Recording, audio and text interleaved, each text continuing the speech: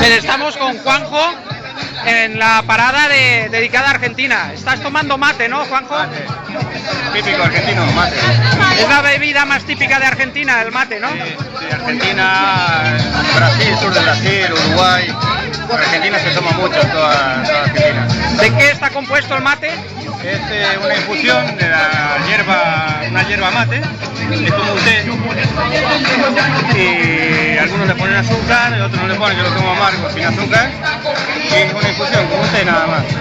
Aquí en la parada vuestra se puede tomar mate, ¿no? Hoy. Sí, hoy sí se puede tomar, me gusta más. ¿Eres integrante, Juanjo, de Por Más Vida? Sí, pertenecemos a la Iglesia Evangélica, a la Asociación Por Más Vida, en Garot.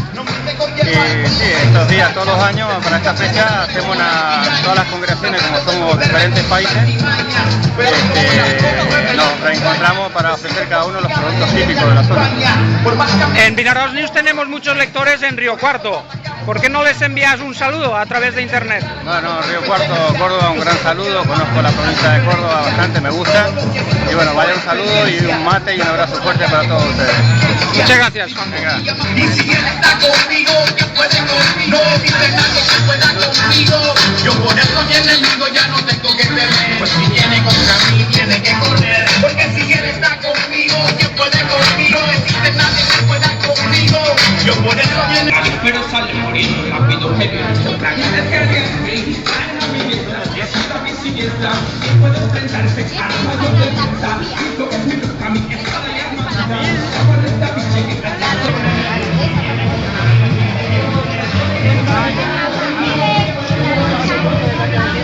Yo si hubiera podido comer de esta vaina me hubiera llevado uno de cada. Ustedes no se va a enterar nadie, no se lo diga a nadie. No, lo que pasa es que me entero yo que estoy más ayudada.